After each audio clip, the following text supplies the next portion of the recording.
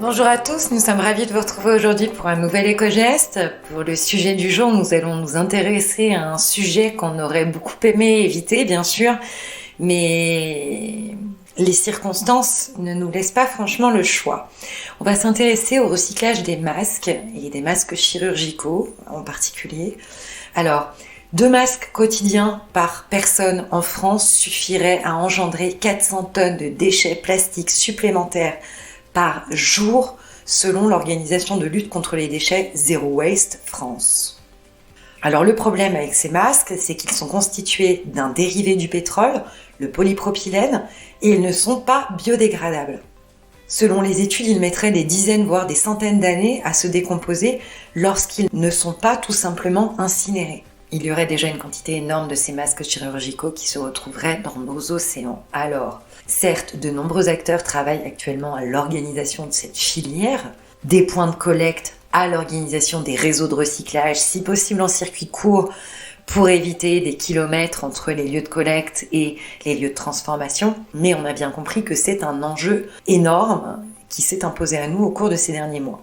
Alors, certaines municipalités, certaines collectivités, certains distributeurs commencent à organiser la collecte.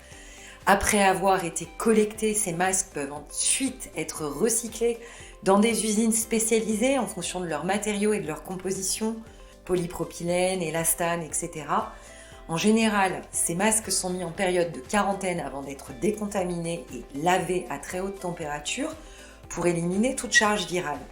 Les barrettes métalliques sont retirées, pouvoir être ensuite refondues et les élastiques peuvent être réutilisés dans d'autres pièces plastiques. Le reste de la matière du masque sera lui ensuite broyé et deviendra parfois des granulés, parfois du fil. Et ce plastique donc reconstitué en fil, en granulés, etc. pourra ensuite être réutilisé par des industriels pour fabriquer de nouveaux produits, notamment du mobilier d'extérieur, des palettes d'expédition en plastique, des arrosoirs, des contenus de stockage, des bacs, des tubes pour la construction ou encore parfois du fil pour la confection de vêtements techniques.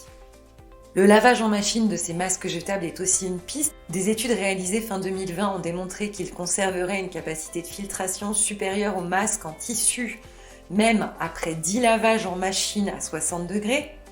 Donc c'est également une option que l'on peut privilégier. Et vraiment, le point important à retenir concernant ces masques, une fois utilisés, et si vous n'avez pas encore identifié de filière de collecte à proximité de votre domicile, c'est de bien les jeter dans la poubelle à ordures ménagères et pas dans la poubelle recyclable. Jeter ces masques dans la poubelle à ordures ménagères est important. S'ils sont jetés malencontreusement dans la poubelle à recyclable, cela entraîne le déclassement de l'ensemble de la poubelle, l'ensemble du contenu de la poubelle.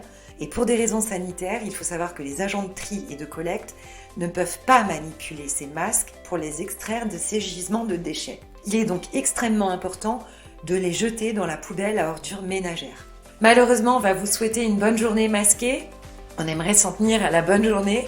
Bonne journée à tous, portez-vous bien et à demain pour un nouvel éco-geste.